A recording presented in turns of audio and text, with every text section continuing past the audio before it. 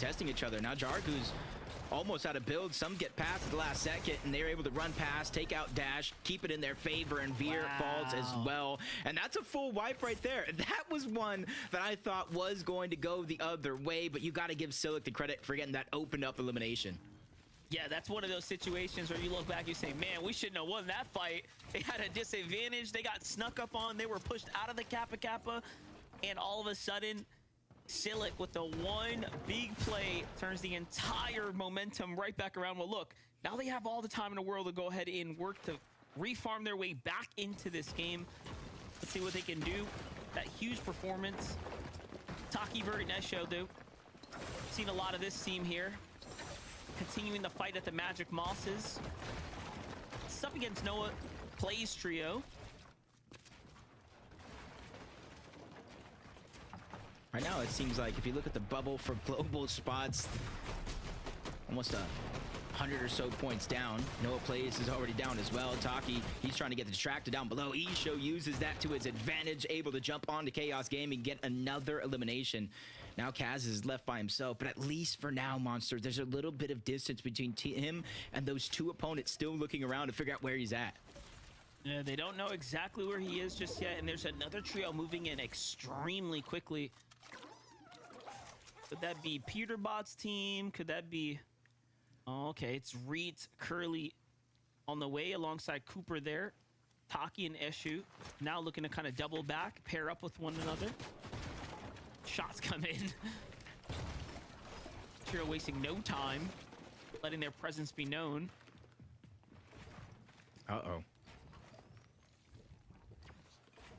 Fourth team now enters into the mix, probably an additional team coming from Whiffy. And see it, Monster, it's just outside of Magic Mosses. So a lot of these teams that do land up here, instead of kind of cutting towards the side, beelining it to zone, they could go all the way towards the north. One tick zone damage isn't going to be much, and then they could try to get into where it isn't as congested, maybe above Demon's Dojo, maybe above Pump Power. Those are going to be some of the pivotal spots for any of these teams rotating early. And for Taki, Vert, and Isha, the longer you stay here in this position, you're closing off opportunities, you're closing off options, all for a singular elimination, which might not necessarily mean much. It's only 4 points. It was Amplify and Shiny Cat there. Take a look at the replay here. Oh, no. Clicks. A little bit of fall damage, just giving you guys the full picture here. All to a rocky Game 7 right now. Seems like they're just rolling up to the Flutter Frogs here shortly as well. So determined to play deep in the storm. There's also 3 trios in the vicinity here. They cut this one player off and in they go. And only cut him off. They get a knock. So far away from the rest of his team, and this is a little bit of a different strat, Monster. Yes, the zone plays a huge role as it's going away from the north side overall, but now clicks Iamzo and Higgs. If there's anything left over in that black market, they have an abundance of gold from their Lone Wolf POI they could finally use, and this is something they were not able to do yesterday because of where the zones were pulling. It would have been way too risky for them to go into the black market, possibly get stuck there, possibly get stuck overall. A lot of risk associated with that, and now they're going above and around, so that way they can go ahead and be behind every single one of these teams rotating in and give them the option to visit that black market, because they do have some extra splashes and men miss smoke, so they can stagger as long as they want. It's a really good point. Take a look at the key though. Clicks jumping right on into the mix of things here. Makes you wonder, why was this team sitting around this long? This hurt. They saw that there was a trio nearby, didn't even take the time to cap off, but neither here nor there. It's going to bring Clicks straight off to 3 eliminations. These elims extremely important in allowing them to start closing that point gap for Elim so early in the game is a massive come up. Remember, each elimination is worth 4 points. I think it was about 41 points. Peterbot Cole, the Ritual, did have a lead. Those 4 eliminations, just like you said, is doing a good job of cutting down that lead before placement points even begin to set in. 27 teams still left alive, 77 players. Zone hovered over Pump Power, and that's where you saw a lot of those Western North teams begin to rotate into. So if it continues in this trend, it could end up being one of the stacked parts of the zone. Even more so stacked if it continues to pull towards the north. So I think a lot of these teams are hoping just a little bit for South Pool. Oh, no. Bucky getting active right now on our third place. It's big. Visuals, Aminish Braids here. Visuals already taken down right now. Okis traded off as well, but the chop comes through. See the kneecapper come out to go and make sure he mitigates any potential damage there, and Bucky gives up the high ground right now. Opting to go ultimate low. Cam's got another side angle here, but the pressure is on right now for this trio. Yeah, even though Okis is down, with that elimination, it's only going to be Braids and Cam still left alive on the other side, so a 2v2. They just got to be very, very careful. And I think that's why. Aminish, Braids, Visuals, they land over towards Foxy. Floodgates, they can disengage out of this position, run towards the back. It's relatively early in the game, so not too chaotic of Storm's damage is going to go off. Plus, you see some extra heals there. But Braids is hiding towards the top. So you got to wonder if you're Bucky and Cam, do you think they disengaged all together as he's able to land some free damage onto Cam? You got to hope he has HP now because he could go down in the zone. Oh yeah, the med mist starts to come out. They're actually forced now to kind of double up here, and this is going to buy time for the reboot where they can't even look up to go ahead and target him. So honestly, a very successful reboot and just a small play that's going to make the difference here at the Floodgates, allowing Visuals to get right back to his loot pile here. And it's little things like that that all of a sudden help you kind of bounce back into the game. And just think about this. Braids, Aminish, and Visuals didn't finish less than 11th place yesterday. The difference maker between them and the teams up in first and second was the fact that the eliminations that Peterbot's trio, Clix's trio were able to accumulate far outweighed the placement points overall. That's well said. Pushing right now. What? Ooh, Aminish is feeling a little confident right now. He takes a big shot, but Cam is now running his way in. He's smoothly running through those builds like a hot knife through butter. That's a good amount of confidence as well. Aminish forced to use the splashes. There goes the HP. 91 damage above the threshold. You can see with Aminish getting knocked down early, taken down by Peterbot. Another elimination on the Visuals. They need the surge. Yeah, and they need it bad. Coming from the other angle right now, and they slam Cam here right in the mix, and then they get the down body as well. So a perfect amount of damage swinging in their favor here. Bucky just left wondering what went wrong. How did his teammate get left behind right there, caught out of position? Yeah, and this is just turning into a nightmare. Yeah, he's below. He can't go back into the zone and reboot his teammates. Otherwise, he's going to fall further and further below. Good luck to Bucky as we jump on board Peterbot, Cold, and Ritual all the way to Seaport from Crime City. Making these quick rotations outside of the zone. 500 plus damage above the threshold. I feel bad for Polus and his trio. Not the most experienced. Make it into a grand finals, and then in game one to start day two, you're running into Peterbot, Cold, and Ritual. Yeah, but they hold their own, pushing off Cold and Ritual here for a moment's time. And it makes you wonder if Peterbot plays any better. If we see that game 6 Peterbot come out yesterday, with how good Ritual and Cold were performing all throughout the 6 games, they could really find a breakaway moment. But so far, this completely eastern pull here for the zone is still going to end up veering slightly towards the north. But again, a little different than the games that we saw yesterday for the most part. Yeah, and they're just using this to their advantage, not even going towards the zone or where it was. They're just beelining straight towards the zone. They know not too many players are going to be on top of that mountain on the outside. If they have enough heals, maybe even get eliminations to utilize that siphon, this could be the play that wins them or puts them in the best position here for game number 1.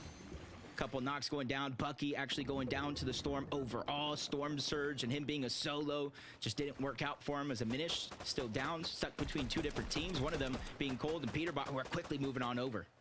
Yeah, after that knock right there, look at how quickly they're trying to come in for the refresh here potentially. And if you're Visuals, Aminish, and Braids, you got to put up a front right now. You got to put up a defensive hold here. Not only for the damage, but because you got Peterbot's trio inching up on your positioning right now for this prime real estate here. Oh, look, Braids takes off. They're going towards the mountain.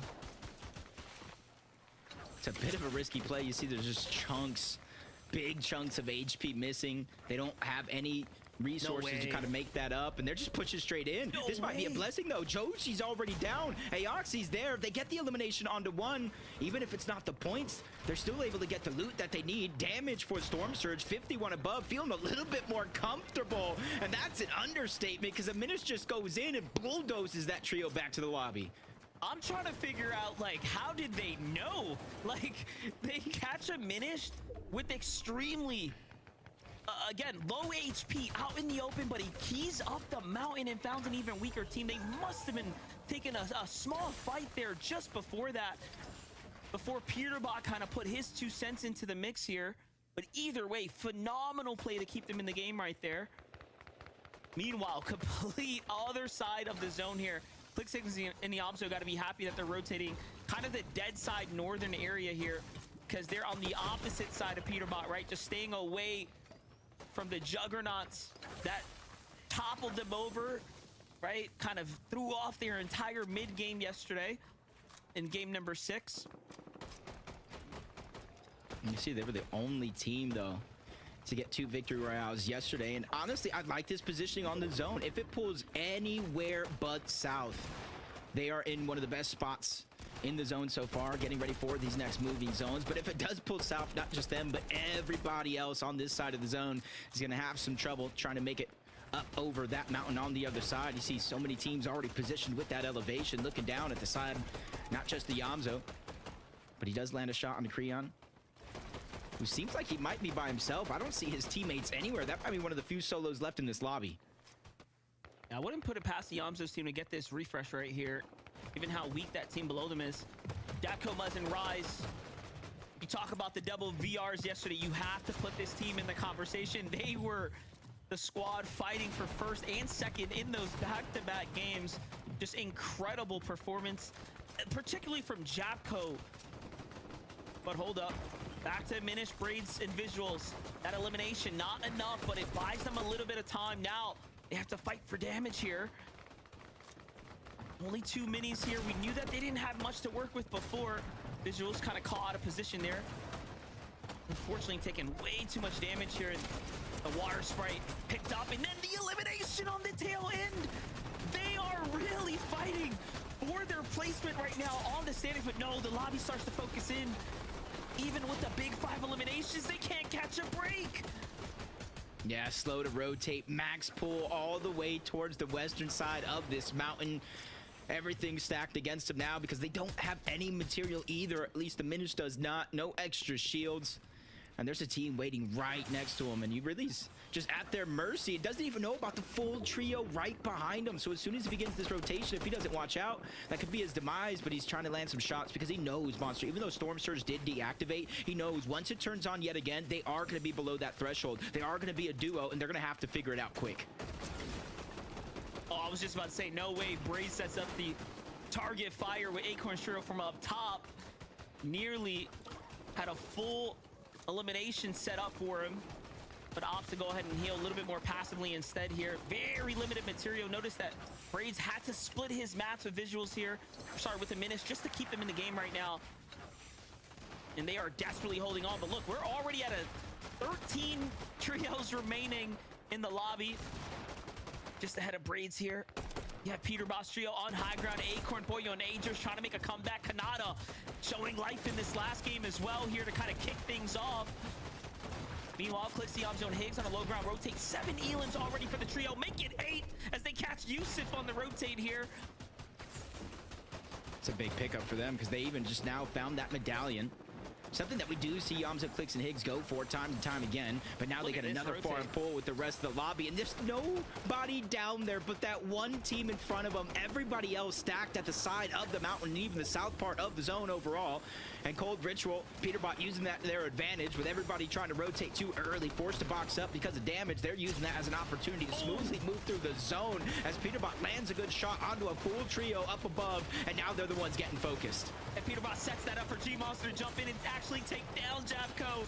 So that's going to be a difference maker for Muzz's trio. But Muzz fighting back up top. And then Peterbot's team turns around, catches a whiff of the chaos, and finishes up the job here. Look at the upgrades coming through for the loadout now. But still very little heals here on Peterbot's team. Cole taken out. Ritual taken out by a Minish's trio from down low. And Agers from up top. They sandwich down the fire here and clean them up, but it's all up to Peterbot. Peterbot claps back onto a Minish shot from behind. Back to the lobby now by Shadow's team, and a glimmer of hope breaks open in the sky here. The sun is shining through for Higgs, Clicks, and Yamzo, who now have a chance to earn more placement points and close the gap. Yeah, there's at least 30 plus points left into the top 8 if they can secure that victory royale. They have 8 eliminations as well. This is a recipe for success, especially since they're now taking the front side of the zone. There is nobody down there even next to them as it leads towards the house, but up above, Aegis, Poyo, Acorn feeling just as safe, if not safer, up in the clouds. There's only one team close to them, and they're immediately going to drop down low to a different layer. So impressive. We're watching two sides of a coin here. Clixiamzo Higgs opting to play ultimate low this entire end game, and then you see the opposite teams trying to stay to the mid, stay to the high ground, trusting that the zone was going to bounce back up. However, it doesn't matter. All they've done is allow them to put the pressure on. Braids is holding on a top 5 for him. Well done, son, but look at what's happening here. Finally now, pressure's starting to come in. Clicks is going to be the first to fall. They box him up, try to go for the save. It's Booga's trio on the other side of the wall. Kanata's there as well, and they are starting to cook it up.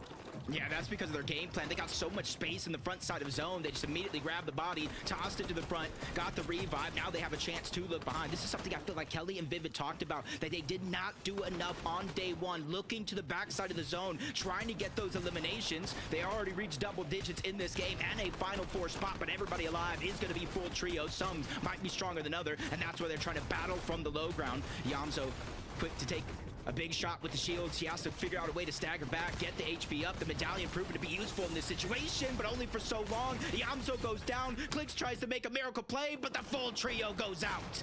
They tried to kneecap him out to the lobby, but it wasn't good enough. Not enough charge in the swing here. Meanwhile, Aegis, Foyo, Acorn starting to bring the pressure from the high ground down. Just 4 eliminations, but this top 3 positioning here is what matters most. But will the veteran trio close this one out is the real question. Shadow's team starting to turn online here. Curve, Tyler staying at the front side of zone here.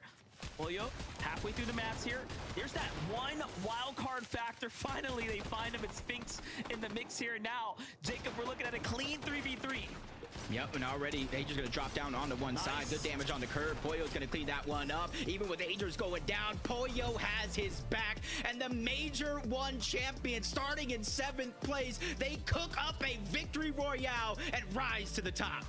It's crazy because yesterday we called it Acorn. Typically that day 2 Acorn comes out and he doesn't look back. And hey man, starting things off with a game 7 victory royale's gotta feel nice for them to put them right back in the conversation. But let's watch it back from their side here. We got the best of Aegis and Poyo coming out here, really kicking things off, and the way Aegis was able to kind of initiate the fight and allow Poyo to just get active from the sidelines was so perfect. And you got to give respect to the Young Bucks, Shadow and Curve and Tyler there coming through. So congrats, game 7's wraps there. Zeke, what do you have for us now? You see what I'm saying? You see what I said at the start of the show? If Poyo came out and just won a game, we could be looking at a top 5 situation to qualify to globals. And Poyo said, you know what, Zeke, you want to win? You want us to win game 1, Zeke? We'll do that for you. I couldn't have written a better script. Poyo, Aegis, Acorn, I just cannot believe, Kelly, they were able to walk away the game the way they did. They just had high ground and just no one cared. And like, that's not the situation you want to allow Poyo to be in.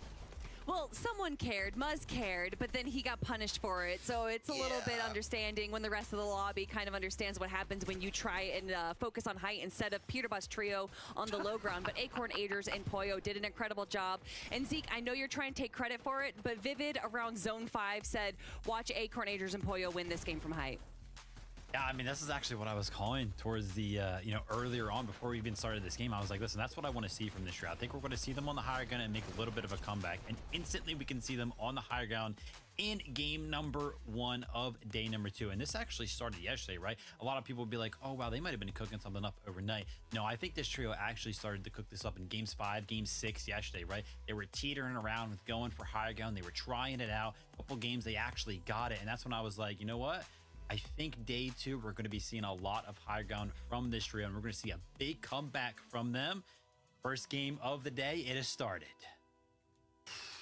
I am liking what I'm seeing. 5 more games. Now, Very quickly before we go to break, I just want to shout out Courage, JD, and the Courageous. I really hope that you have an amazing party, man. When we return after this short break, more action from the FNCS. So stay tuned.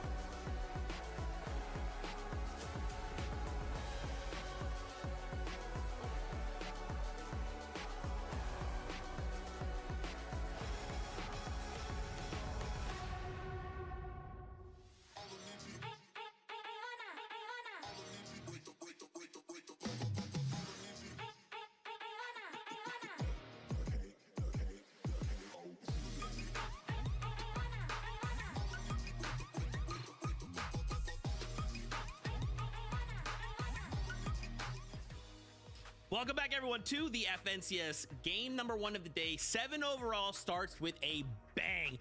Pollo decides we're going to go ahead and get ourselves a victory royale. The standings, as you know it, Zeke, will be shaken, just like you to your very core. And I am. Let's start talking about some of the things we saw from this last game, and eventually we get to the standings where there have definitely been some developments.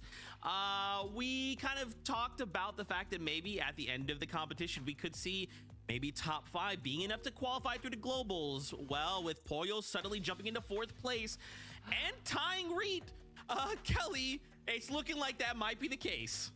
We have a tie for 4th and 5th place, and then it's only a 6-point difference between Ritual Cold and Peterbot versus Clix, Higgs, and Iamzo. And that game 7 for Clix, Higgs, and Iamzo was a bit of a question mark, as we like to see here. We saw Clix go down a little early, had a little bit of a misstep, but then the recovery that they made, going for that team in Storm, getting that little bit of health back so that once they finally did rotate to the end game, they were able to control the low ground like what we know that they do. But we heard our casters call it out. Clix, Iamzo, and Higgs not necessarily staying to the front of zone like what we've seen them do, playing just a little bit more back to go more for those eliminations. And we saw that kind of pan out. Look at the elims they're able to grab.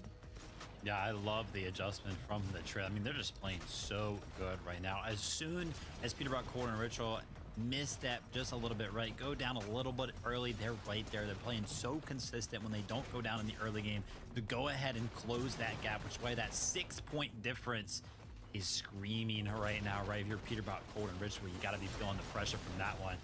Like Sigs and Yamza, like I said, we talked about it earlier. Zeke was like, maybe they got to change something. I was like, no, they don't got to change anything. Just got to be a little bit more aware in the first couple minutes of the game. And I promise they're going to start doing well. The chase is on. Oh man, the chase is on. 5 more games of this. Let's also talk about Peterbot, right? I mean, again, 6 points really isn't anything, right? We could see either of these trios make a mistake, fall early, or Peterbot deciding to run it clicks again, and we could see him dethroned here on day number 2. But I liked from this game, like, yeah, they only placed 9th with 3 eliminations, but clearly this trio has such an impact on the lobby. Yeah, it's less about what they offer themselves and more so what they take away from everyone else. And we saw Muzz's trio going to kind of tag high ground there, and Peterbot able to catch them out, grab a few eliminations there. But honestly, 3 eliminations, even going down this early, is a bit of a short stop for them. And it'll be interesting to see kind of how they respond to this. We know that anytime something kind of negative or aggressive towards Peterbot happens, he tends to reverse it on that person tenfold. So I believe it was Ager's trio that actually took down Peterbot. So let's see if he pulls a Vino and lands on them. Yeah, the crazy thing for me right there is they usually do so good at getting to the end games in a pretty healthy position, right? But as we saw right there, when they went down 0 materials, it kind of worked with trying to sneak away with a little bit of a kneecap or rotate through the air. Way too good of aimers on the high ground to kind of allow that to happen. 9th place, 3 eliminations for the trio. That's actually their worst game yet in this final. So we'll have to kind of keep an eye on how they're doing. I'm a little mad looking at these standings. I'm not going to lie, Zeke. Kanata, right, in the mix, in the end game right there. 3rd place, 4 eliminations. Doesn't move on the leaderboard. How in the heck is that? Right after yesterday's day, right? A little bit of a rough one. Finally, we see him in the mix. Doesn't move up at all. I mean, still holding on, still close to the rest of the competition. But I was like, they're going to jump up, and they just didn't. Man, it happens because Shadow, Curve, and Tyler decided to place, where they did this game, right? 2nd place. And I think it's interesting because, like, to some degree, you kind of want them to move up the standings, right? What you definitely don't want is them moving down. So I appreciate that Kanata at least kept them where they were. But of course, again, coming back to this trio, the fact that they won, we're starting to shake things up, Kelly. It's starting to get a little too close for comfort. I'm excited, but I'm also nervous. Well, speaking of shaking things up, we've seen Shadow's trio shake things up. And again, another one of those dark horse trios that we've watched all the way back from Major 1. But for me, really what stood out about this trio was that incredible 20 elimination game we got from one of the more recent performance evaluations. Yeah. A majority of that coming from Shadow. So to see this kind of early aggression from this team, it may have taken a day for them to really lock in, but now I'm excited to see if we can get more of that ultra aggression that we saw from Shadow before. Lock in, indeed. That was their best game. 2nd place, 9 eliminations. Cool to see that. Maybe they're going to throw their name in the mix right now. But 100 points separating 4th and 9th place. Anything can happen, Zeke. I'm a little nervous. That's fine. We have 5 more games. Just think, if this was game 11, I would definitely be about to pass out. But we have 5 games. It's fine.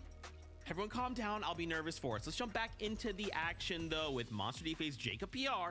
Take us back in the game. No way, Zeke. There is no time to calm down. Game number 7 was absolutely fantastic, and I expect 5 more games. Monster's been back and forth at the top of that leaderboard. You know what? When the Major 1 final champions are in the mix as well, getting points, this is great for the rest of the lobby. Let's not forget, the better they do, the more they accumulate, the more likely other teams have a chance for those global spots. What you don't want is for other teams to be earning those points, because then they are surely getting closer and closer to stealing away one of those prestigious positions. But yes, Vivid said it best. The standings are way too close right now. For someone to have a top performing game and then not move is insane. So let's jump in for game number 8 now. The Major 2 Finals Game 8 is about to commence, and Jacob, I gotta say, it is starting to cook up to be an iconic Major Finals right now. And once again, we get to watch the dynamic play out. That last game, we got to give a hats off to the servers. We got a completely different end game, right? This is what we're hoping to see, some new dynamic coming into play. And it looks like, you know, for our Lone Wolf Layer team, Clicks and company, them being able to deploy those other strategies that didn't get to really test out yesterday seem to work in their favor. Yeah, that rotating towards the north side, they were able to pick up more and more surge on the teams trying to rotate deep into the zone. But again, more switch ups going down. Game 2, it does look like G Money, Osid, and Bryce are going to be uncontested inside of the mountain. But you see in the mini map, there's a full trio at the top of the mountain, so they're going to be splitting as much of this loot as possible. And this is something that we saw go down throughout the course of the day yesterday, and they're just trying to make sure that they don't risk their entire game on that off spawn fight. Yeah, off spawn, always the tricky one, especially when you're going 50-50. We saw a little bit of that yesterday from those teams as well, kind of opting to split it up. One thing was for certain, though, when G-Monster's team got away successfully in the early game without any contestation, they seem to have had really good games come out of it. So a lot of promising hope for a trio like that, but King Silic and Jargu have not let up just yet. They're looking to continue the pace here for the previous game, and King and Silic continue to do just that, but the whiff shot, oh, for a second there, the little hiccup, I thought he missed the important tag, but nope, he ended up finishing off the full trio. Yeah, it's just about this team. Silic making the plays in game number 1 to kind of lead them to the rest of the game off spawn, and then now it's King's turn. I talked about the aggression. We both did. We saw it through group stages. It's finally great to see it here in back-to-back games for them. Over towards the bridge, though, a fight that we were watching yesterday, another 50-50 for that floor loot. I think both teams kind of switching it up just a little bit. Once again, where you're at on the leaderboard means so much. Not just the first place FNCS championship, not just the global spots, but there's still a great amount of money to be won. Yeah, and your history, right? Especially for these teams that are now starting to consistently make their way to finals. This is their legacy beginning to get developed here in real time. You know, and you got to give credits to Eulogy, Phenom, and Yusuf. I know last game was a little bit of a rough one for them, just given the circumstances, but they turned things into an 11th place game for them, really popping off. And not only that, that jumps them up to 16th place overall on the standings. So a top 10 could be in the conversation here, but they got to make it past the drop first. And Donnie, Craze, and Joji seems to have kind of taken control of the Shining Span this time around. Yeah, they even got that elimination on Eulogy before he was able to get over that mountain. So they just got to figure out how to get that reboot card. As we turn on over Crime City, business as usual for our first place team. Just unfortunate going down in 9th place, which left a good amount of placement points still on the board, and obviously elimination. So Clicks Yamzo Higgs able to close the gap to 6. But landing over towards the server room, getting the train. Peterbot immediately building up and looking over towards Foxy Floodgates. That's where you have Visual Braids and a Minish. It's just a little bit of early game surge, and Peterbot just takes most of that damage. Forced to kind of take a break here, breathe, reassess the situation. Up on a full chug jug here. I don't blame him. Some prestigious heals getting utilized here. Visuals, you can see, looking to potentially play a cheeky little side angle right there. Higgs, Clicks, and Yamza, though. Volt secured. Now time to head out, start looking for that damage. Higgs, no upgraded rifle. We'll see if he can kind of fish for something new here shortly. Clicks, Higgs, and Yamza have pulled off 7 pickups, most of any team so far in the game. Those revives being absolutely clutch. Most of which obviously was accumulated yesterday, we saw in those final games. But still, even now, Clicks got saved in the last round as well. So crucial for their strategy is keeping the entire team up. Yeah, it's just in part the way they kind of play the low ground, getting the front side of the zone. At times even taking storm damage just to get deep into the zone with their builds before they backtrack. They found a lot of success in that game. If they can keep this momentum going, we can have this race all day long. But a new horse has entered the mix. Acorn, Poyo, Agers. They won that last game. They climbed up the leaderboard. They got a tying spot on the leaderboard, and they're winning the tiebreaker due to that victory royale in that last game over Reek, Cooper, and Curly. And they're sticking to the strategies. They got access to Mass Meadows uncontested, the vault with an abundance of loot, and they immediately go on over towards that black market where Acorn's the one that kind of relays a lot of those extra heals on over. Yeah, what's really nice is they're keeping up the pacing, the momentum that they kind of left themselves off with games 5 and 6 yesterday, really setting them up big time to be in the conversation and then to, of course, initiate the tournament day 2 with a win. It's going to be the perfect storm here for them right now. And you can arguably say, you know, it's about a 5-way tie between 3rd down to 8th, right? They're all just within a couple of means points away from each other. Really is overall a super close competition. But one thing I wanted to also highlight was this trio right here. Visuals, Braids, and Diminished. My gosh, have they been playing some excellent Fortnite. Really just a sleeper team. And this is one that's been around the block for a long time, right? This is not a trio that's just new by any means, but they seem to have this season figured out. Yeah, whether you're, you know, doing the watch parties, Fortnite comp report, or Ozzy himself, this is always a team when I'm looking at their predictions, Monster. They're a dark horse. They're always in the conversation. Even when Visual and Braids were a duo landing at a split drop that they made themselves, they always command that respect. And with the early game that we saw, with Diminished going down, eliminated by Peterbot, we saw Visuals going down over towards Foxy Floodgates, forced to reboot. They were still able to pull off a 6th place with 6 eliminations, which gives them that 24-point lead over 4th place. And last game, I mean, just play from Diminished. Incredible stuff to make that push and keep his tournament run alive, keep him in the game to even have a little piece of an end game there. It's definitely the difference maker. Ritual Cold and Peterbot, though, just kind of setting up here. You can see they've already done what they had to do over at the drop. Now they're looking to kind of disperse out. Meanwhile, Kanata Bolts back on the hunt here, continuing to take these Eastern fights, and most importantly, take them with no fear of sitting in the zone for a while.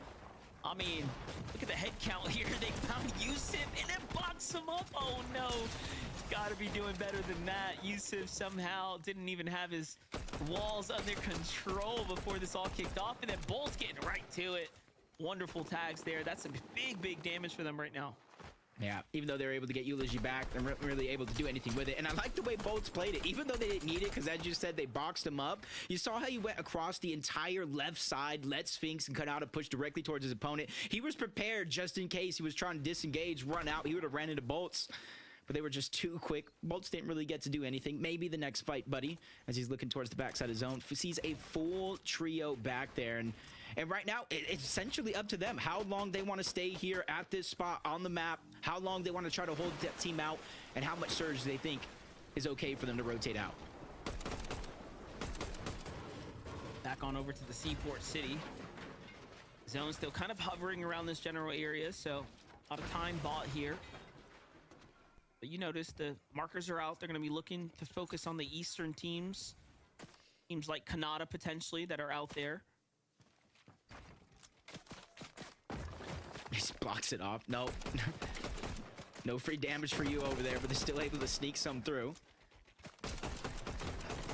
Thresh just looking at that armored vehicle, trying to rotate in towards zones. Definitely hard to land shots, but if that third player, your trio, is in the back and he falls out, you leave him behind, it's almost open season, so you got to be careful for that one as you're rotating through. As Muzz, Rise, Yapko, you can see they're already beginning that rotation out of Shiny Shafts, slowly but surely, since the zone is rather close. And you can kind of see where the zone is at this time around, just inside of Lone Wolf Slaver, maybe a little bit of Brutal Boxcars on the side. Nice calm here right now for the team. Rise positioned up at the Surge base right now, but zone's already starting to pop here. Looks like another Eastern draw so far.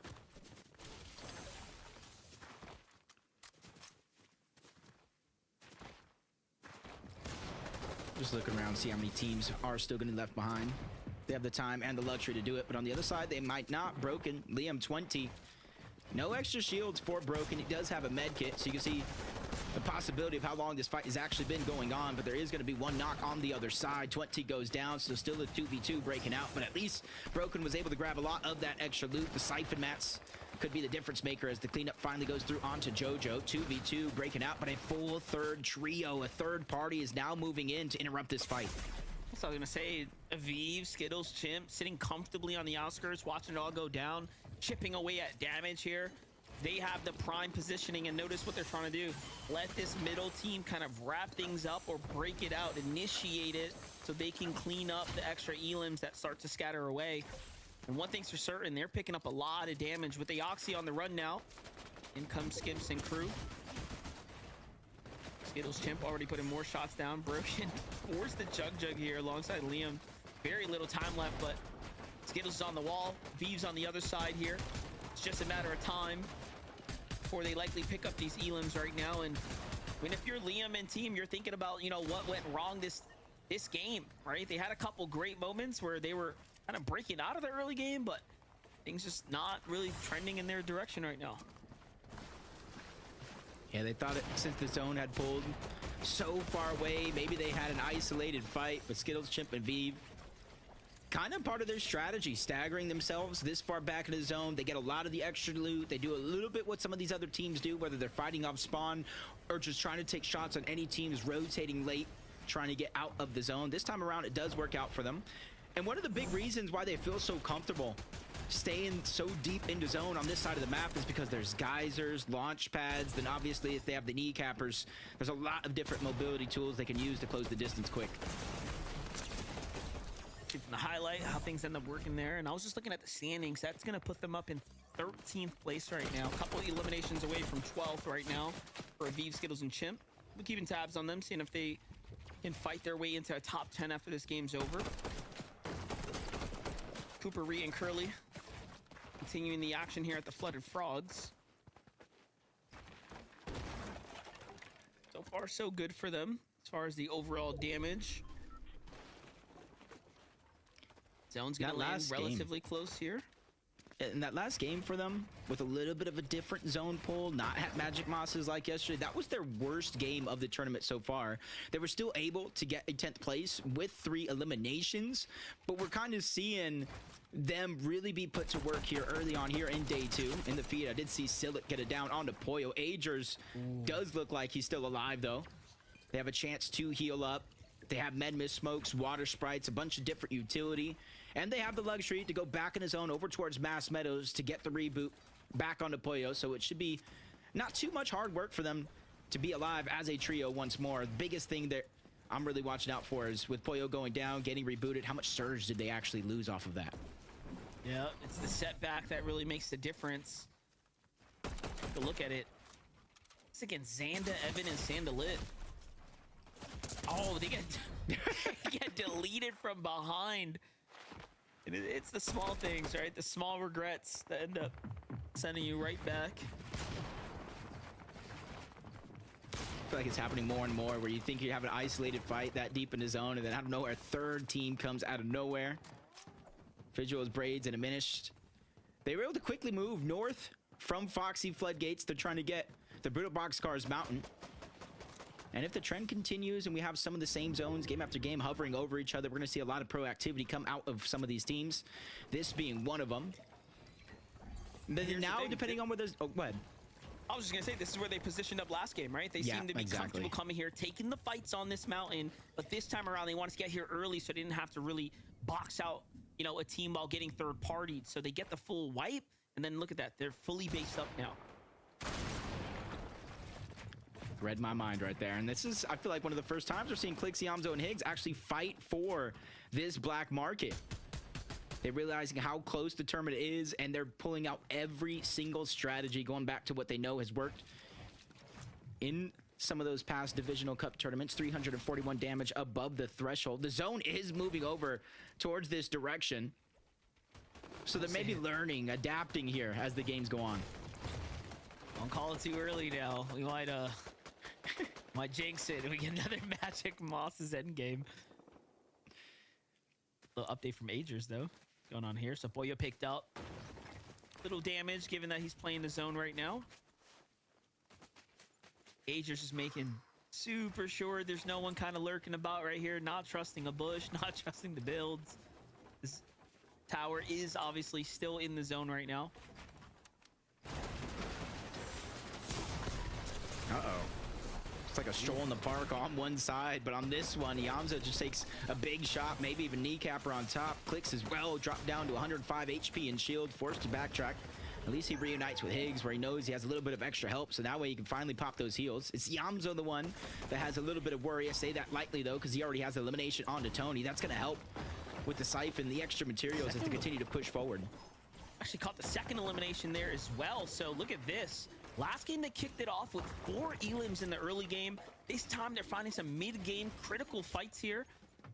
And then they get to secure the market and everything in between right now. This is actually perfect. And then you look in the outskirts, there are other options as well, right? You have to think about how those teams are likely thinking that they need to get into a surge fight as well. But if you're Higgs, Yamza, and Clicks, they got a brief glimpse of how well set up they are right now.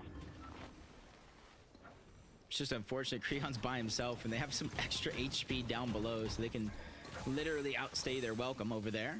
Rise, Yapko, Muzz, still slow to rotate. Pulls further and further towards Brutal Boxcars. Again, that mountain range that some have invested into early on might have been the fruitful play that works out.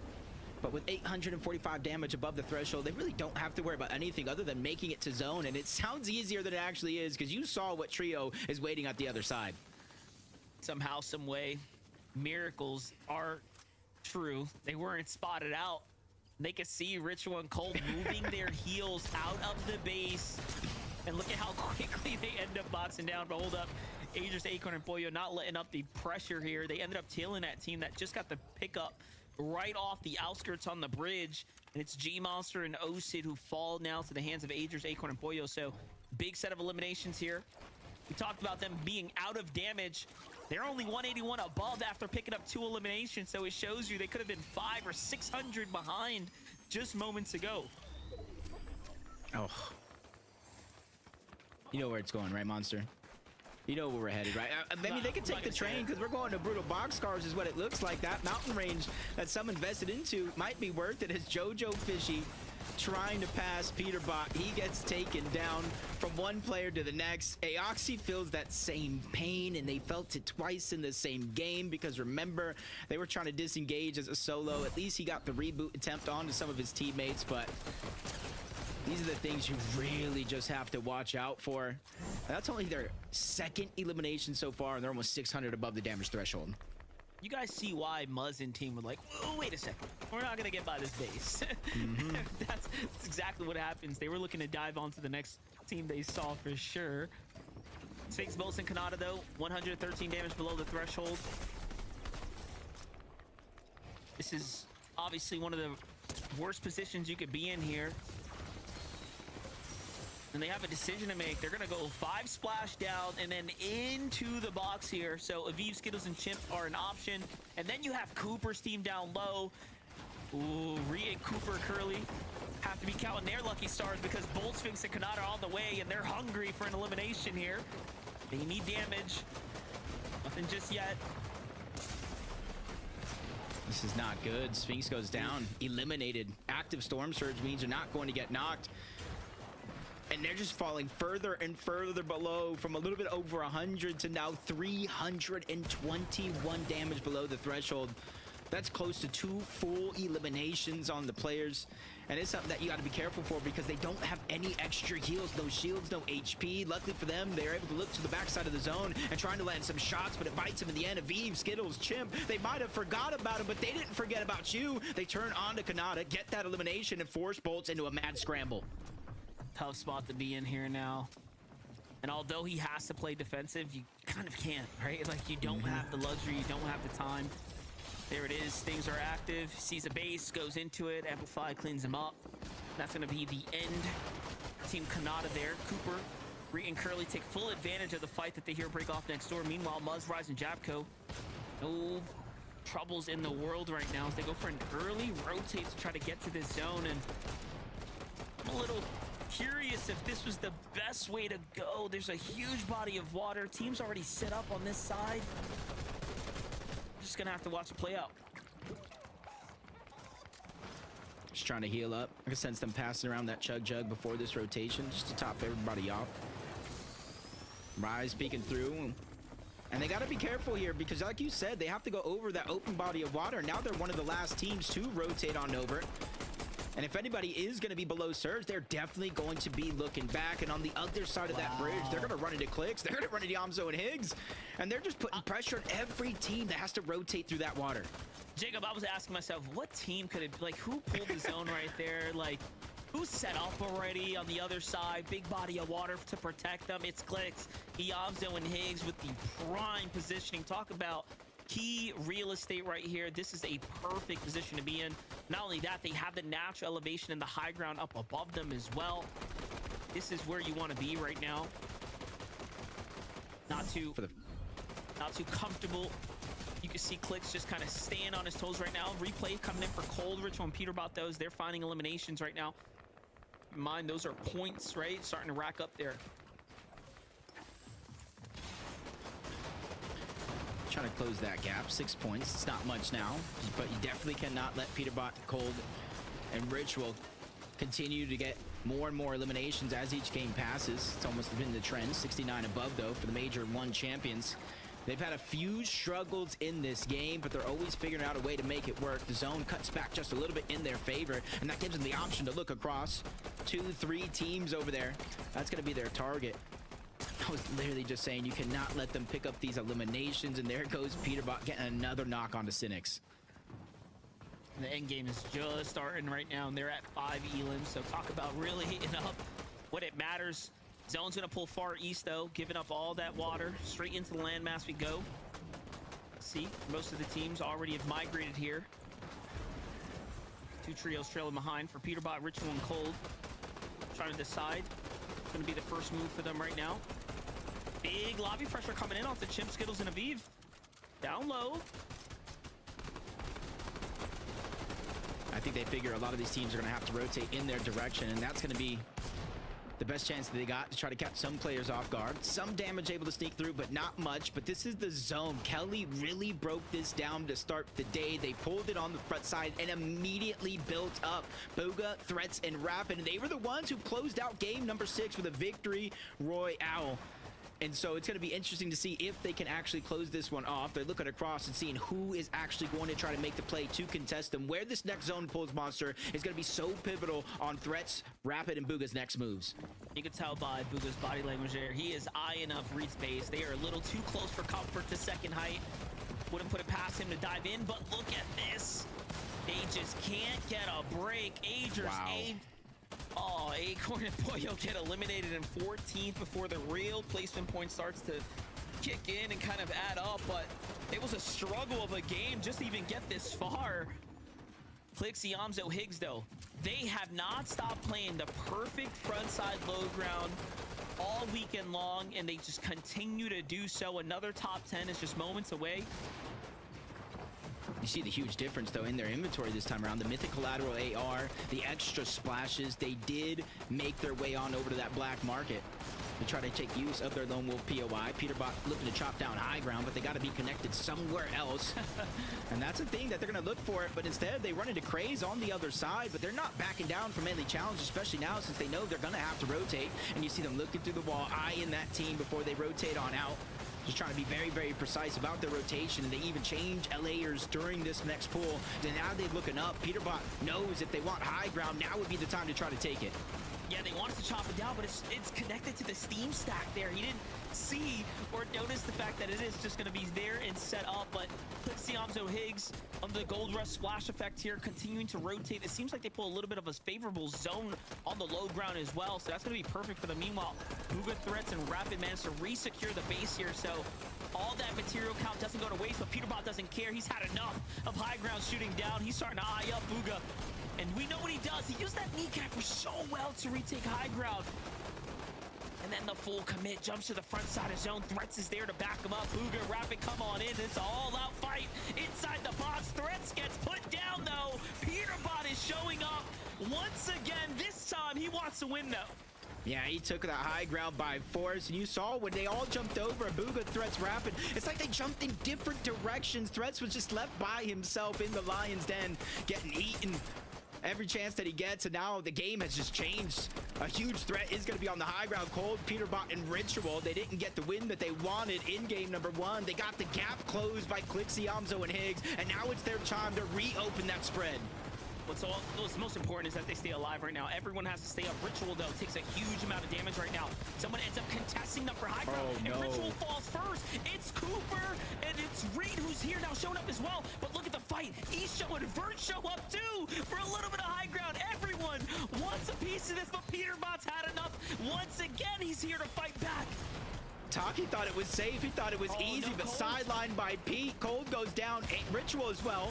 Peterbot able to get a knock on the one, but he knows he can't clean it up just yet. Vert's still down below, but he's getting backed off backside of zone. Peterbot still has the Siphon available when that elimination finally gets cleaned up, so he has all the time in the world here to look back at the Vert and figure out what he's going to do, and he has no chance to contest this high ground. Still a good amount of builds left for Peter as well as a solo.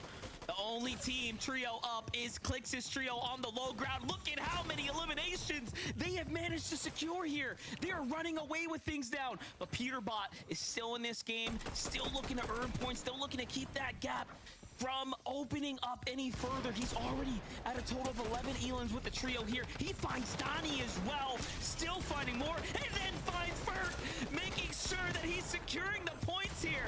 He says, you may be winning the war on the low ground, but I'm here to take it all home. Hold up, Peterbot finds Higgs, and now the Cypher's starting to cook in. Another shot out the Clix, and he is still going right now. One thing's for certain, he's gonna keep the pressure up and make it nice and close, but in the end, Clix, Yamzo, and Higgs secure the dub.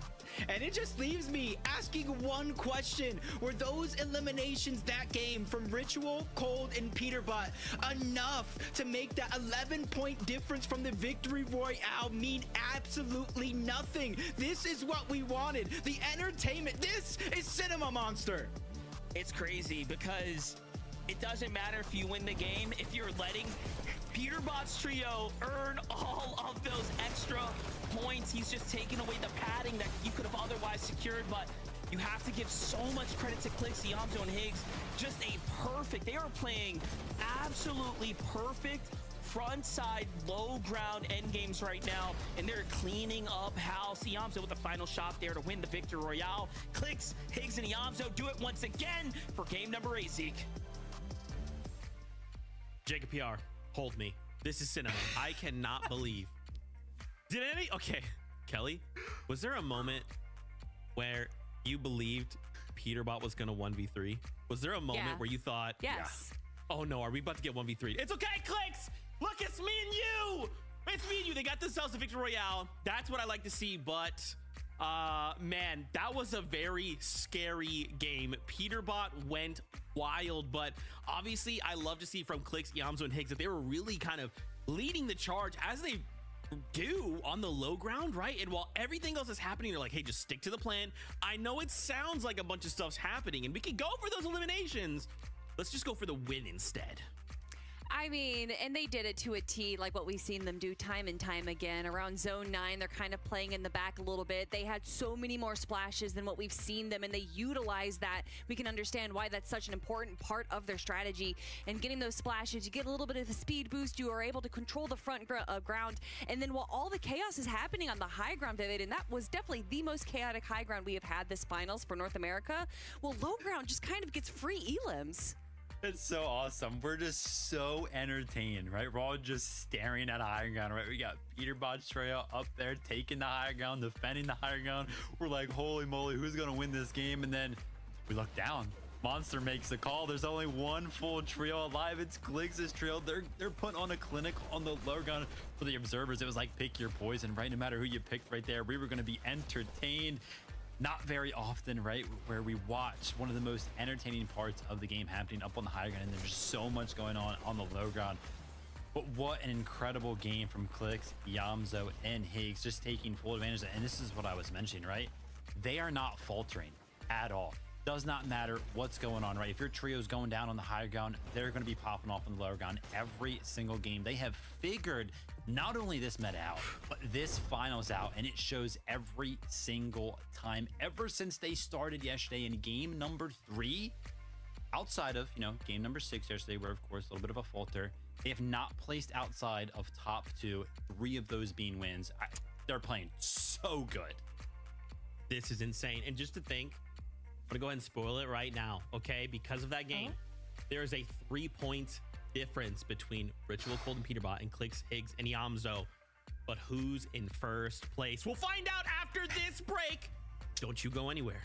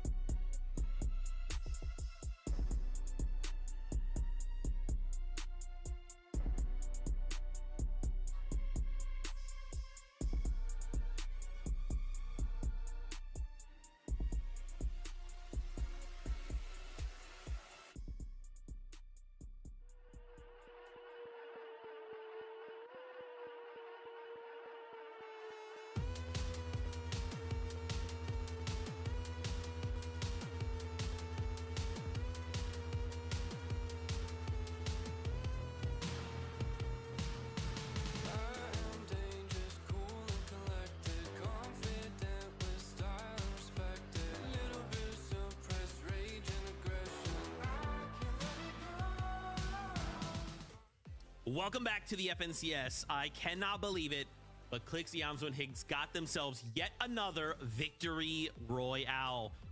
However, for a moment, it looked like Peterbot was going to 1v3 them. Guys, I'm going to say it. I'm so sorry. The mental game, Peterbot's in my head, okay? Mentally, I thought, oh no, Peterbot might just 1v3 Clicks, Yamzo, and Higgs here because they were just on a tear. And like, Kelly, once Peterbot gets going, it's so unbelievably difficult to stop him. It's really funny. Anytime Peterbot does poorly in a game, you can almost expect the following game to be just absolute nonstop W king from him. And I love that. It's something that we've seen from Peterbot now for the last year, where he needs to prove himself if he doesn't have the perfect game. And this was very close to being the perfect game. An incredible height take from Peterbot, Cold, and Ritual, where it almost didn't really pan out, but they went back forward again, able to control high ground, even when Vert went for this bar for bar 1v1 against Peterbot, which is quite the feat to do. Yeah, I mean, it was just an incredible game. And, you know, me, Zeke, Kelly, we're sitting here, we're getting ready to kind of come back to the show. You know, we hear in our ears, yeah, hey, you know, Peterbot stuff's ready, highlights ready. It's like over a minute long. We're like, wait, what? And we're like, yeah, we also kept it short. And we're like, wait, what? It's incredible stuff. It's just not enough time to truly understand how good Peterbot really is. And I give a big shout out to Jacob Wazzo, right? Because we're like watching this, and as soon as the elim comes in on Higgs, Jacob goes, oh no. He's like fully prepared for the 1v3 to happen. But that being said, that Peterbot solo clutch right there somehow holds on to first place by just 3 points. Just the most ridiculous run, right? I mean, again, this was Peterbot as a solo. That's almost more dangerous when he's by himself. Like, I can't even believe those words are coming out of my mouth. Oh, I do. And yet it happened. Kelly, I mean, he's just crazy. I mean, you look to the global championships and you have game 11 there where Peterbot eliminated like 8 players in 2 minutes. And I think actually in Major 1, he did the same thing potentially in game 11 as well. Peterbot is known as this insane player going for these solo clutches in the end game. And Zeke, you keep saying, oh, I thought he was going to go for the 1v3. Peterbot essentially went for the 1v5 and eliminated 3 players. He got Donnie, he got Vert, and then he got Higgs. It is, no one else can do it like Peterbot. So even if he's not winning, who cares? Because he's able to get so many elims. Yeah, I mean, it's just incredible stuff. I mean, we could talk about our top 2 trios for the rest of the day. We could just stop the competition right now and probably talk about them forever. We do have some other trios who are, of course, playing very, very well. We got Braids, Visuals, and a Menace. They are still holding on to 3rd place right now. Pick up, you know, another good game. Still continuing that trend. Zeke only having 1 game outside of the top 10. This game, they're going to pick up 7th place with 5 eliminations. So staying consistent in terms of that. But I mean, you know, our top 2 contenders, Kelly, they're running away with it. But it's very, very close. Towards like 3rd through 6th right now.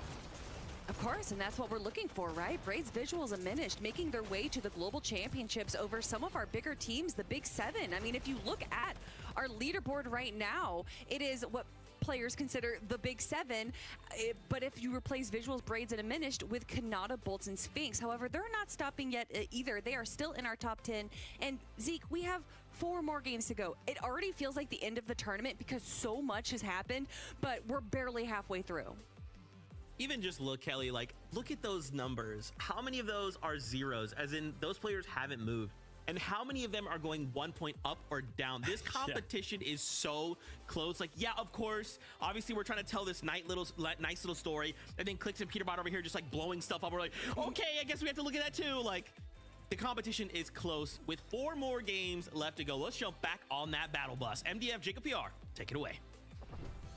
Yeah, look, no doubt. I mean, we're going through a roller coaster of emotions. I feel like I've exhausted the pipes here. I mean, we still have 4 games in front of us, and it's looking like every game is a fight for the championship right now, Jacob.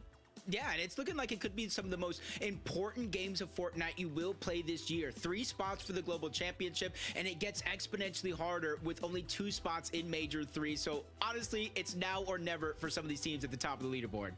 Well, one thing's exciting right now, it's that 3-point gap up at the top. You know, Peterbot making sure that Clicks has to stay on his toes. You don't know now when they just want to pull the trigger, or will Clicks pull something out of this sleeve? Well, we're here to find out. Let's jump on this battle bus one more time.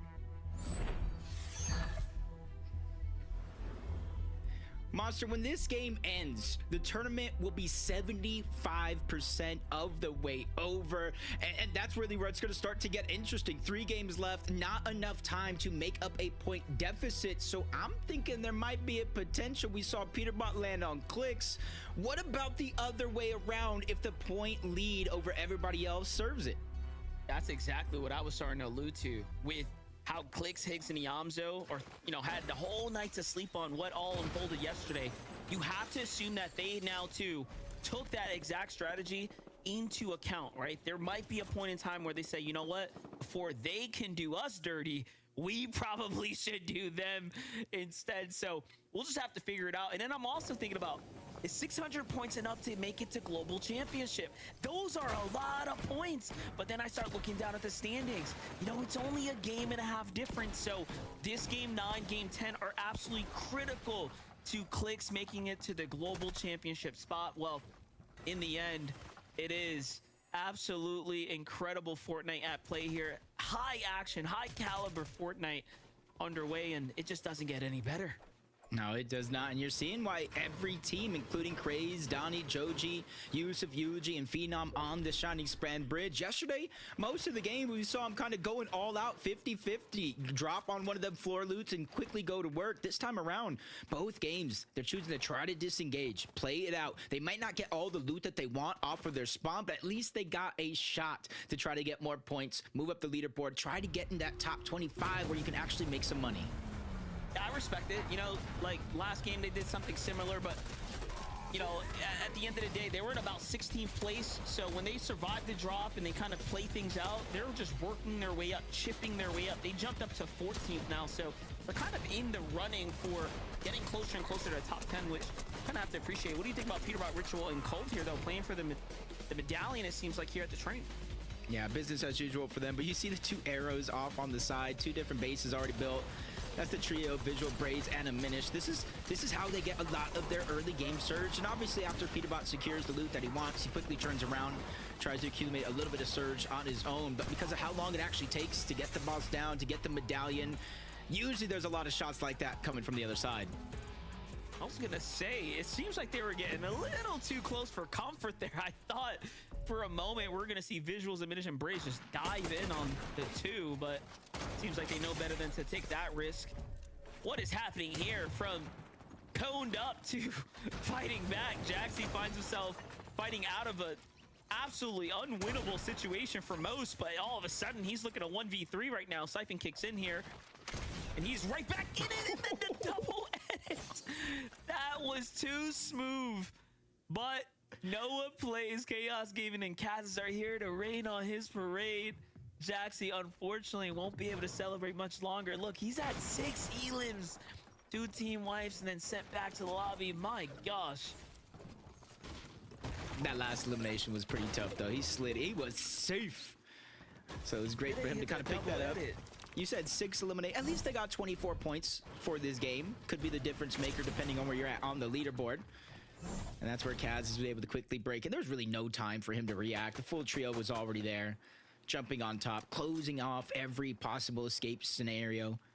As we jump aboard Click Yamzo Higgs. Hey, much closer this time around than we have seen in some of previous games past. Clicks is going to be the one leading the charge of trying to get that Storm Surge first. Yamzo Higgs still looting up underneath the vault and all the surrounding land to try to get a lot of those extra heals up here in this base so that we can have a smooth game.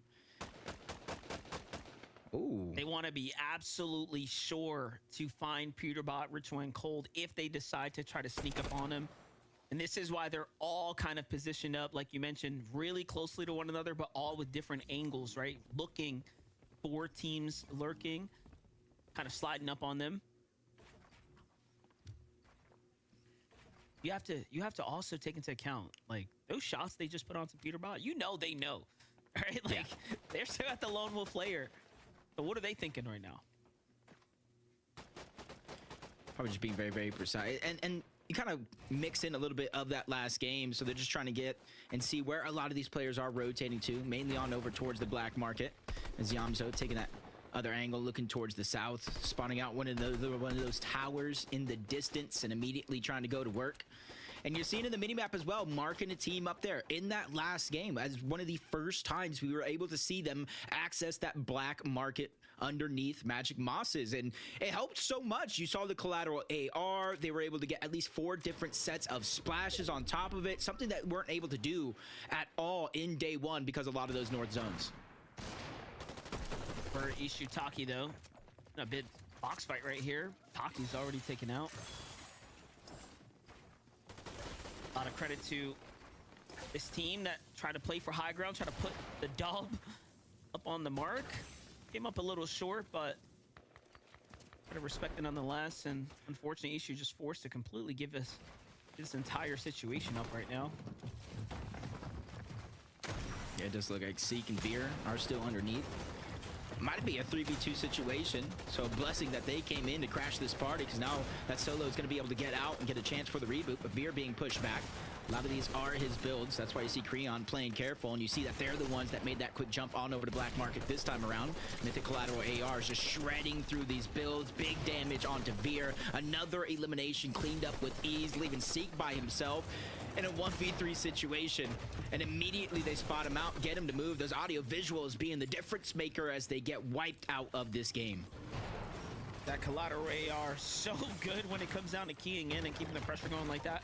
Peterbot, Cold, and Ritual, though, getting right back into the fighting action here. And what's so interesting is that they're fighting the team that Clix's trio was just eyeing up for surge tags here. And it makes you wonder if they are hunting right now, kind of on the warpath of Peterbot's team, just trying to see if they can find them out, bait them in, wait for them at the edge of Storm, right? This is very intentional right now. Yeah, especially since I mentioned them being able to access the Black Market on the side of Clix and his trio. Zone is pulling towards the south, so this would be one of those scenarios with the Storm Surge they got early on in the game. They can backtrack, but now you just got Peterbot in your path. A 3-point lead, and he's not straying away from these risky plays and these big moves of rotating towards the north and trying to cut off that whole team. But there is going to be one player, that last solo, still in the minimap down below. You see him just above Lone Wolf Lair, just south of what Peterbot's initially at. And it does look like because of that third party, he is going to be able to stay alive. Yeah, this is some significant, you know, tactics at play right now. Like, you're watching them almost literally trying to position themselves to get into a fight with Peterbot come the mid game. We'll be keeping eyes on it. How Clix and Peterbot, the gap continues, but for Phenom, Eulogy, and Yusuf, fight breaking out kind of inside the Storm right now against Shadow, Tyler, and Curve. You know, up until now, we've seen also Kanata's team here, but not quite just yet. And as we just mentioned, we knew they were trying to get in on to Clix's trio. Who'd have thought they'd push all the way up? Of course, after taking the rotate through the porta body, now a full fight's breaking out. Peterbot hurt, though. Yamzo is here to fight. No time to choke now, though. This is for the championship, essentially, right here. Yeah, this would give either one of these teams, assuming they finish at least in the top 3, a big lead going into the last 3 games of the day. Peterbot, Cold, Ritual choosing to disengage. Zone pulling all the way towards the south. They say, hey, we're just going to go ahead and go back on over towards our Black Market, our crime city for now. We'll meet you later inside of the zone, because now both of these teams know which outfit their opponents are wearing. But Clix getting some good damage on somebody trying to move through that porta potty, forcing the remaining 2 players to just wait and expend a lot of their materials. I was going to say, it's so important that they pressure right now to really make sure they set back Peterbot's trio as much as possible. You got to give them a lot of credit defending off Peterbot's team, coming in fully healthy, mind you, with all the resources, right? Peterbot's trying to pull the same type of tactic they did yesterday. Just put Clix off of the ball game, right? Push them off their Surge strats, reset them, make them kind of fall in the mid game when Surge gets active. But this time they were prepared, and it seems like, I don't know, man, maybe they pulled the trick out a little too soon yesterday. I almost feel like you're an OG. You've been around much longer than I have. Is this one of the first times we're seeing a team really just take control as much as Peterbot is going for these early game fights? I mean, rightfully so, Peterbot does want to win. They have such a huge lead over 3rd, 4th, 5th, everybody else down below that leaderboard. So maybe he already has his global championship spot, almost guaranteed top 2. It's worth the risk for them, especially since this one is personal almost between Peterbot and Clix. And this is bragging rights. This is more than just that. Yeah, Jacob, look, you know, I've casted 25 FNCS finals. There has never been a team to do what you're watching right now in an active online tournament, like in this way, right? Really trying to make sure that they position themselves to be the front runners, and then finding someone so close to them, deviating the strategy to say, you know what, we have to adjust. Like, this is what we've always wanted to see from high-level Fortnite, and it's great to see Peterbot and his trio kind of take the lead there, right? So all credits to Ritual and Cold, because there aren't many teams that would do this. And of course, the GOATs, Vino and Queezer, were the ones that kind of kicked this off, right? Showing that this is possible. You can make these type of iconic plays. You can almost cement yourself in Fortnite history as legends if you do this type of stuff. And I think they're leading by example right now. So this is the first time we've seen it here on NA. and I think online in general in this type of way. It's just incredible. All these years later, records still being broken, history still being made, and entertainment at its finest. We're the true victors out of all of this that is going down around the lobby, as Higgs in the feed does get elimination onto the tick. You see Rapid Threats in Booga. A little bit of a slower pace for them this time around. Just outside of that qualification spots, but the points are so close. All it takes is one good game to change the course of your own history. This time around, everybody having to rotate in from the north. Foxy Floodgate is going to be the most north POI as of now. As we check out how Higgs was actually able to pick up that elimination, just sneaking up on a couple of players. And as I said, zone moving towards the south, which gives a lot of freedom to Clicks, Higgs, and Yamto to move back on over to that black market and seeing if there's anything left from Creon, Tony, and Noisy. I was going to say, you know, you got to think about how, you know, because Ritual and Cold were there, they kind of cut off the black market for a little bit. Yep. Likely looking at Clix' performance and saying, hey, you know, what's changed from the days before, right? It's the fact that they had access to this black market. We talked about how significant that is. But look, there's other teams kind of here still waiting about, so they're not out of the woods just yet. Oh man, they're getting confident up above. They're knocking on some doors, trying to take some cones, eliminate some options just in case this fight does progress longer than they'd expect. But great shots coming out of Yamzo yet again, opening up the fight, slowing down at least one of those players. But Vert landing some good damage onto Clicks. Both teams trying to tunnel around, build some extra space. That way they can try to make that move. But it's the low ground right now that is on a little bit of a disadvantage. So they need to figure out a way to make a play as Clicks just gets hounded yet again. Dropped down to about 75 HP, looking for a way to survive. Forced to pop a second med miss here now, so this is really starting to come down to the wire as far as the zone pressure is concerned. It's going to come down to Higgs and Yamzo. We've seen a lot of clutch plays from them throughout the weekend. Really have never seen a better Clicks and Yamzo. They seem to be in peak form. Clicks here, still on the back foot right now. 51 damage put off right there. He's going to win that trade. The edit was there, but unfortunately the tag couldn't follow up in time, and this low ground, I was going to say, really difficult to play off of. It seems like the zone gets the knock for Yamzo, and that's going to be the go sign for them. In here they come with the kneecappers are out. Taki's there, but no! The pre-fire shotgun onto Clicks takes him down. Higgs loses his shield here. It's going to be up to Vert to come through, and Vert actually finishes off Clicks. Think about what this is going to do for the damage as well. This is an extremely big elimination right now, and a time waste. And Maniac was just here. This reboot might not even be up. Oh, it is. This is just crazy because you said it yourself. What does that do to the damage? Remember, early on, it was Clicks the one on top of Lone Wolf Lair in their base, getting a lot of that damage while his teammates were the ones looting up, getting the gold. We'll see how it turns out for him, but Cold is down as well. Monster. 6 games today, and already it's been toe-to-toe, back and forth between the top 2 trios, and again, we're in a dire situation. Even though they are going to get that revive off and the elimination cleaned up for the Siphon, it still puts them in a spot to where now they have to follow backs into zone, and they're so far back.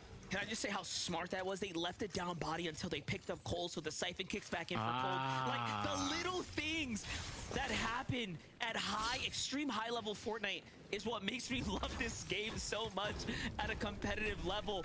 And look, they are back like they never left. They are just not looking to make any mistakes. This is incredible stuff. Those little differences really mean much, because now they don't have to use a med miss, they don't have to use a med kit, no bandages, no worries there, at least not for now. And again, I always say this, they're looting their POI yet again. They don't even necessarily drop there and loot the whole thing. That's from time to time you see extra teams come in, try to grab the scraps as he dips his toes into the water, the gold splash water that runs through Crime City. Get the extra speed boost, faster farming speed, and that's where he's going to be maxed up on materials in no time. And not too far away from where the zone is pulling now. And this is where you're seeing a lot of teams utilize that gold splash water, just dipping their feet in. They get the speed boost, they get this pickaxe speed boost. And then if they do have that kneecapper, then they're definitely going to close the distance with these. I mean, at this point, I'm more concerned if, like, storm sickness is going to kick in. Like, they are playing deep in the storm right now. We still got a lot of, you know, Fortnite to go. The North is still kind of playing the zone right now, so very favorable short rotate for them. Might force them to tank a little bit more than usual.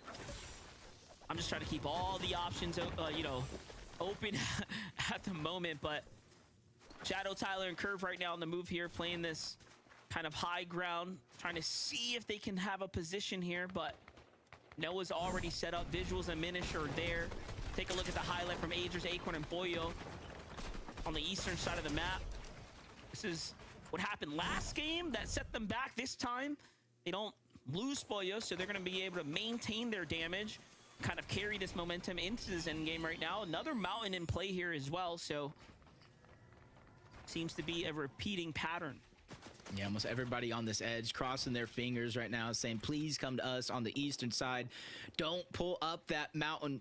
Don't give us a max pull. Well, guess what? Fortnite doesn't really care how your fingers are crossed or what you're wanting. We're just going to give a max pull anyway. Agers, Pollo, and Acorn. This is something they've been feeling almost all weekend long. And the difference is exactly what you said. They were able to pick up those eliminations. They didn't go down, not rebooted. So this time around, with a similar rotation as last game, I expect them to be very, very much higher when it comes to that storm surge. Sitting in the storm right now, tanking for position here. Jabco, Muzz, and Rise could be setting themselves up for another victory royale here. We've seen when they kind of get these types of zones and they get this high ground positioning early, they've turned them into top 3s, second places, and victory royales. Do keep in mind, this is a 2-tick zone right now, so again, a lot of tanking right now. Ritual, Pewterbot, and Cole still tanking as well. If they just look over that way, they might actually be able to take them out the sky for a moment there. Seems like a fight's breaking out. And as of this game starting, they're only 69 points away from that top 4, which would be a qualifier spot because of Ritual, Cold, and Pewterbot in first place. So they know these last 4 games are going to be some of the most important Fortnite they're going to play, especially during this major. Pewterbot, Cold, Ritual. They're able to get that mountaintop just south of their actual POI. They're 1,100 damage above the surge, and they're looking toward the back. That player is in zone. They get the knock, the tick, and that was a player that already got rebooted in this game. Down again he goes. I was going to say, we saw him hiding before by himself. Seems like he just couldn't catch a break. And those are some important points right there. And look at that. He's just going to go for the material. So Pewterbot opting to jump down. Big upgrades here as well, potentially. All in all, a pretty great elimination for him. Yeah, and they knew it was relatively safe because they traveled from that side of the zone where, no, it was closed. Nobody was really there without sacrificing damage. One other team might have been Muzz, Rise, and Yapko on the other side, but a little bit of a far pull for them. But since they're so high up, they could look down at teams like Booga, Rapid, and Threats, figure out where they're rotating, and either mirror that rotation or just simply use their builds against them. But they are going to beat off Booga, Rapid, and Threats. Yep, they're cutting them off down the side of that mountain. So not only are they going to get position inside of the zone, they're going to get priority over every other team. Yeah, one thing we're noticing, it's almost like Pewterbot, Cold, and Ritual now are playing as if every team they're encountering is Calix's trio. They're trying to put themselves in position to directly gatekeep out all the northern teams. They are looking for the fight right now. I want to say same thing could be said for Kanata, Bolts, and Sphinx, but they're fighting all weekend long. The most distance traveled in the tournament, and they're 137 above the threshold. One of these zones coming towards the south, they got a little bit of priority position. They got to be careful from the left side where they're kind of blocked off, but other than that, they're able to kind of take advantage. A lot of these teams stuck below inside Canyons Crossing. There's a huge elevation differential, and they have to climb that mountain in order to get in the safe zone. Let's take a look at 98 above here for both Sphinx and Kanata, so not out of the woods just yet. They need to stay active right here, find one of these teams and just kind of break open the fight. Looking at things from the wide shot, Clixions and Higgs find themselves below this surge. That's that damage that we talked about being kind of the setback for them here and now. They're not the worst team as far as being underneath, but they're right on the line there. Great tags for Clix to start making up for lost damage here. And it's come out, put him right inside the zone. Med Mist already being utilized here. From Higgs' side, they're also getting active there. Seems like Rapid's team's the one under fire. Now pressure coming in. Ooh, a far zone pull for everyone on the lobby. Very few teams are going to be able to find themselves safely on the right side of the fence here. You see a good chunk of the lobby in the minimap trying to make this rotation early. They don't want to get caught behind. It's going over into that kind of divot between Canyons Crossing and the Shogun's Arena. So yes, getting down might be easy, but where this zone pulls up any one of these mountainsides, you have to start preparing a few zones ahead, maybe conserve as many materials or find an elimination here like Pollo Angels and Acorn trying to do. 20 is going to be in their line of sights. Active surge on him as well, and it does look like he might be going down here in a moment. Can they take advantage of that? Either way, they don't want to because they know they don't want to get caught in the backside of the zone. And you see him even charged up the Haymaker, but on the other side, Higgs goes down, clicks and shambles. Yamzo no shields. Even with 6 eliminations, this puts him in a dire spot. Yeah, that looked like Booga coming through with an armored vehicle. Like, I'm not sure what just happened, but Higgs gets sent flying. And I was just going to say, this is one of the few times where being late on the rotate here will actually put you in the better position because it's coming off the top of the mountain. So Clicks, Yamzo, and Higgs, although they're a man down, they are in a much better position here overall. However, they've lost so much material now. And look at the wide shot right here. Japco, Muzz, and Rise opting to continue to play for ultimate height. You can see this puts Clix's team kind of at the low ground. Peterbot right in the middle of the pack here, trying to potentially opt in to fight for height here shortly. Gonna be a Western pool, Jacob. Yeah, this is going to be tough too.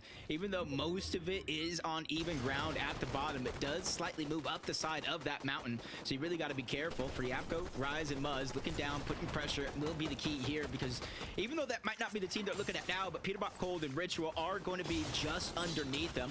And instead of prioritizing a little bit of elevation, Peterbot is just trying to get ahead of this, try to look at it later, something that we see them do time and time again. Exactly that. They have to be careful because up above, down below, pressure coming in from all angles. No choice as he quickly slides to a safe spot down below. I would be a liar right now, Monster, if I said that didn't make me nervous. I thought it was over. I'm not gonna lie, but he was way faster than I was on the reaction speeds there to go ahead and save himself and break the fall. Smart play to give up the height there. You saw how dangerous it was getting, but it's not looking good right now for Clicks. And Yamzo, Clicks taken out here. Yamzo left to solo clutch this one out.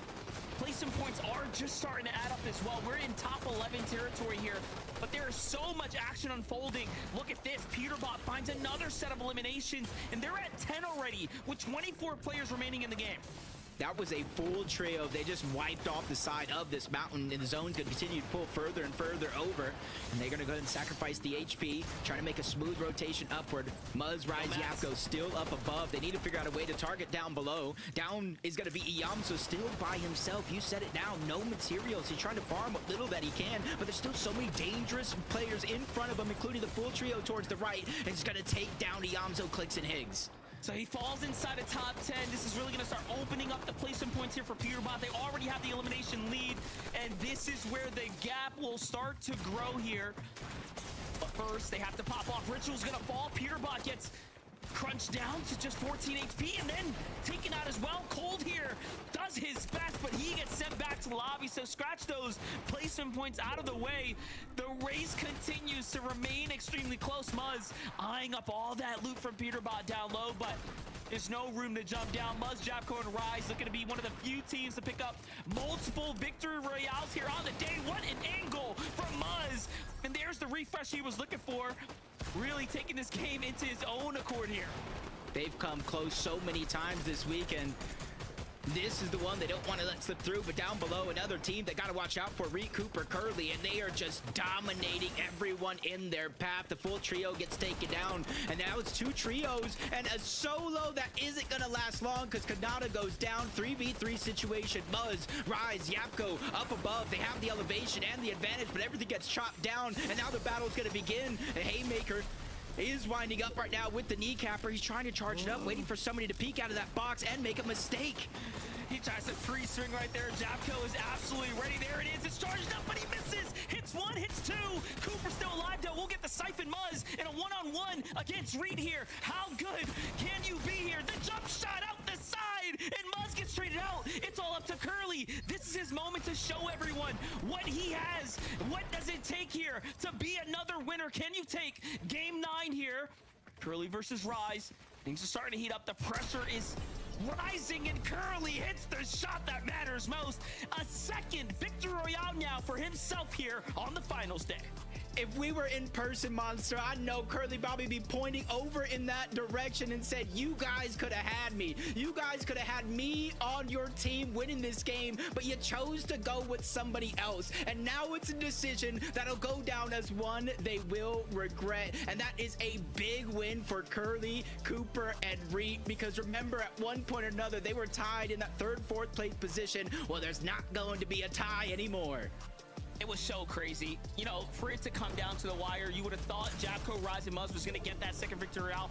But unfortunately, Reed, Cooper, and Curly heat up and cement themselves in the conversation here. They're like, wait a second, guys.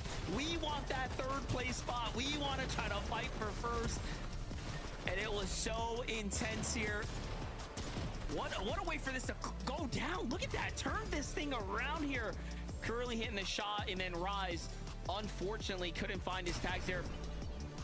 There it is, the big victory royale here for game number 9 for Reed, Coop, and Curly there, Zeke. That has to be one of the most disgusting shots I think I've ever seen. Jumping down that mountain mid-air and just one pumping that player. That was crazy. Kelly, you should be doing a Zeke right now because Reet got a VR. Well, you were just talking about that moment, and it was Muzz versus Reet, where Muzz jumped down and got the elimination onto Reet. But obviously, there's only so much you can do when it keeps coming down to these 1v1s. I love it, Vivid. I love that it's not just these 3v3s now. We're almost getting this kind of like masterclass of 1v1s in final moments. But obviously, big shout outs to Reet, Cooper, and Curly grabbing their victory royale. I love to see them jumping up the leaderboard finally. Actually, I'm excited to look at our leaderboard because they have been one of the only teams in our top 10 to not get a victory royale. So finally to see them come all together, controlling the low ground, especially when you have other low ground teams like Clix's trio or Muzz's trio who was on high ground, when they're everywhere else, you can kind of like navigate the story. I chalked this game up to a Muzz, Yapco, and Rise win like hours ago, right? I saw it, I was like, spawn back up the mountain. This is easy win. I'm not even going to watch. Hold up. Curly did what? In that end game, did Curly find a llama, by the way? Because we tuned into his POV and he had 60 builds. I mean, Rise has got to be like punching his desk right now. He's like, how does this guy still have builds? He stood no chance in that 1v1 because it felt like Curly had like infinite materials, could keep blocking him up, kept building up, kept coning him off. And at the end of it, when Curly finally hit that final shot, he still had like 40 builds to work with. I don't know where Curly ended up finding so much wood from, but it definitely helped him in that 1v1. What an incredible game from Reet, Cooper, and Curly. Like I mentioned, I kind of chalked that game up to a Muzz win hours ago, right? It looked like it was so clear as day. I don't know how they managed to rotate up the mountain, keep themselves in a healthy position to actually go ahead and win that one. What a game from that trio. We are just being fed some of the best Fortnite ever right now, and obviously the first two trios who are out in the lead went down early. More on that in a moment, because first we go to a break. When we return, we'll let you know what happened. We'll see you real soon.